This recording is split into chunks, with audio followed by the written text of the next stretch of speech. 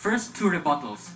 The opposition makes much ado about VAUC law. However, this is ineffective. I ask you, what happens after the spouses are freed from imprisonment? The abusive spouse returns to beat the victim spouse once again. How is that sufficiency of the law? It's clearly inefficient. Second, they make much ado about U.S. divorce.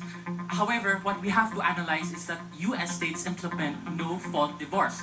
No-fault divorce is meaning that there is no state intervention. Thus, these applications are inapplicable to our current setup because of state intervention. Now, moving on to my speech, to the Honorable Board of Judges. How does our policy on divorce vary from theirs? First, our policy on divorce differs because of the imposition of mandatory pre- and post-divorce counseling. Pre- and post-divorce counseling teaches communication, legal education, conflict resolution, and cooperation skills, and includes reconciliation and counseling options. This necessarily produces the following results. One, because of legal education, couples make informed decisions, and we avoid the absurd situation where couples unknowingly and unwittingly have made their children illegitimate, i.e. an annulment. Secondly, because of psychological counseling, parents are taught the proper coping mechanisms to deal with the procedures of divorce and are taught how to communicate with their children. Thus, we mitigate the necessary negative effects of separation. Thirdly, Your Honors, counseling extends post-divorce, allowing couples to resume a degree of normalcy in their lives. This is preferable than status quo, Your Honors, because in status quo, we have actual areas of operative separation, i.e. through legal separation, annulment, and declaration of nullity. However, these legal measures have inadequate safeguards. Where do you teach the children to live on with their lives from that? Yes, Your Honor. Mr. Speaker, my question is divorce is the final answer to a domestic violence, especially that Philippines is a Catholic country? Your Honor, at this point we say that yes, it is one of the best features that we have because when couples legally separate, we actually allow sever all ties so that the abusive spouse has no actual reason to go back to the victim spouse. And this is something that is concretely lacking in VAUC and other existent laws that we have now. Clearly, this is better than what we have in status quo. Now, proceeding further, Your Honors, by recognizing marriage, we recognize both the legal and the psychological benefits and effects are the backlash of separation and allow state intervention to mitigate these consequences. In the declaration of nullity, the parties are legally justified to pretend that no marriage ever existed, to pretend that I don't have to deal with the backlash of having my child suffer from our separation. This is what we avoid with post-counseling because parties retain the bonds of kinship by being civil because that's what counseling teaches them, how to be civil with each other and how to continue to communicate with their children. That's what's lacking again in status quo. Proceeding to my second submission, Your Honors. Secondly, divorce has proven beneficial for gravely troubled marriages. Studies show that children whose parents divorced perform better academically than children from similarly troubled marriages whose parents went to the brink of marriage but remained. Yes? Will the enactment of a divorce law affect a very strong marriage? No, Your Honors, because the foundation of a marriage is built on presupposes that the parties do not beat each other up. However, so therefore, divorce will not affect happy and fulfilling marriages. However, if we refer to marriages which are already characterized by grave violence, these are the marriages that necessarily require the remedy of divorce. Therefore, divorce will not affect happy marriages. Divorce caters solely to those aggravated marriages, which we seek to Please finish up, Cliff. Lastly, Your Honors, we say that remarriage allows couples better financial stability and actually allows them a two-parent family structure as opposed to a solo-parent family structure. It's better to have two parents. That's all the time we have for now, Cliff. Voltaire, 2 minutes to cross-examine Cliff. Your proposal is rather exhaustive insofar as having a lot of options to solve the marital problems, right, Mr. Chair? Yes. Mr. Speaker, rather. Why is it then still necessary if we can solve those problems through the existing mechanisms that we have, because they're not so mutually exclusive in your proposal? Why can't we fully implement those mechanisms so that we can not reach that point wherein we have to sever the marriage? With all due respect, Mr. Speaker, but I don't see counseling in any of the options in status quo. does it not exist and provided for by a lot of mechanisms?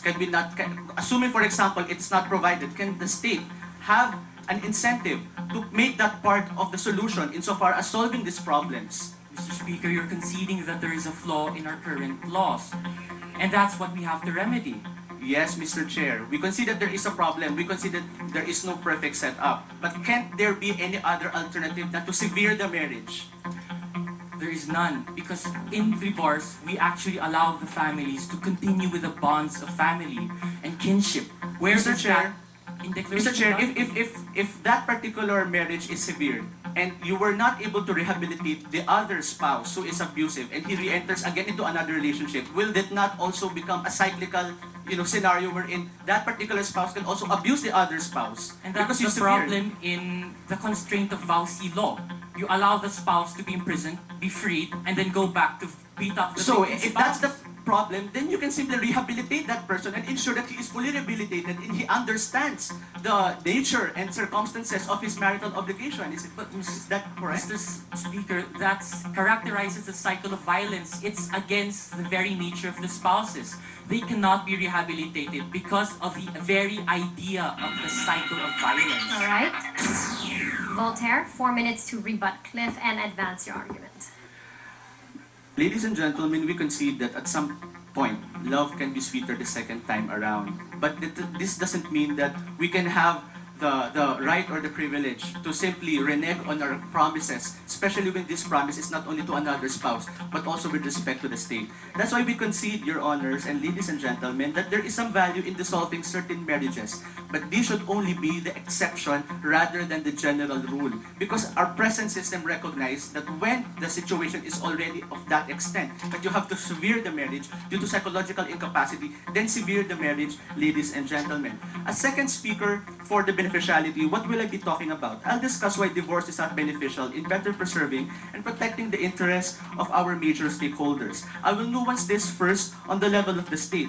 Nuance on the idea that marriage, after all, is a special contract vested with public interest. Second is with respect to the couples and the family, the active players in the marriage and the formation of a family, the institution to which a social fabric is actually based upon. Let's proceed to the first level. The state through the government is a third party in every marriage.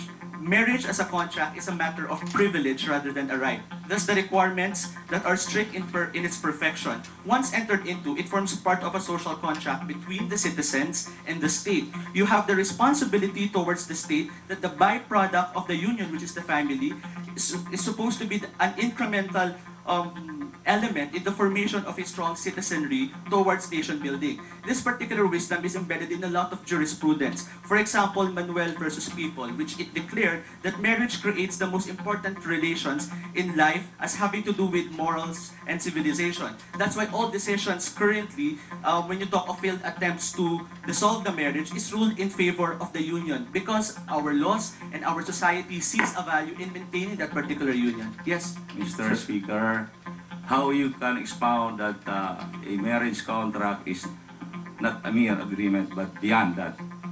Because, sir, it entails another party. It's not only the two spouses, but also the state. Because the state also regulates and limits the kind of exercise of privileges that are contained in that particular marriage or contract, sir. Thank you. Proceeding now to my argumentation, we believe that marriage is necessary for state preservation. It is more beneficial for us to stand with the valid principle of making the family as a social unit. In your particular model, when you allow divorce, you devalue marriage because it becomes a cop-out solution to the vaguely defined problems that you already provided. There are only, it's not even comprehensive, but it's only 3. It does not even include a lot of other grounds that can actually exist in an abusive marriage. It's an easy way out when all else fails. And we have to recognize, the state from the very beginning recognized that they are actually capable in complying with their marital obligations already. You disincentivize couples to avail of the plethora of options that we have in saving that particular marriage, such as VAUC, such as even counseling. If the problem is that we can't fix the husband, yes, Your Honor. Considering that divorce among Filipino Muslims is allowed, doesn't the constitutional mandate of equal protection demand the same treatment Sir, for all Filipinos? it should not, because there's a difference with the marriage within the Muslim laws because it is something that is integrated in their culture and integrated within their person as Muslims. That's why equal protection applies to them if you are a Muslim because it applies to all of them, but not necessarily to a Catholic or to other individuals who do not belong to that fold of faith. Yes, ma'am. Are you saying that you think there's no discrimination when we allow Muslims to have divorce and non-Muslims not to have divorce? There's no discrimination, ma'am. All right, thank you, Voltaire. Cliff, 2 minutes to cross-examine Voltaire now. Mr. Speaker, I'd appreciate a yes or no answer to this series of questions, please. Okay. So first question, negative effects arise from separation, do they not? Yes. Now, these negative effects extend to legal separation, annulment, and declaration of nullity, do they not? Yes, it's not mutually exclusive. Yes. These policies do not provide for mandatory counseling, do they? No. As of the moment, yes, but we can add. They do not. Okay. So now, Mr. Speaker, counseling mitigates or eliminates negative effects, does it not? It can, but it cannot eliminate the stigma of separation, Mr. Chair. Mr. However, Speaker. it does mitigate effects, does it not? We're not so sure up to what extent will it mitigate. But that's a yes or no? Yes, it can. Okay, thank you. But the effect of possible mitigation is non-existent in status quo, correct? It can be present if you avail of that particular Yes or no, option. please? It's not present, is it not? It is present, Mr. Chair. Is there post-divorce counseling in status quo? There can be counseling and there can be post-divorce Yes or counseling. no? Yes, it does exist. In what provision? Wait. Is there post-divorce counseling and annulment? In post-counseling in annulment, Mr. Sorry, can you Speaker? repeat that again? Is there post-counseling and annulment, Mr. Speaker?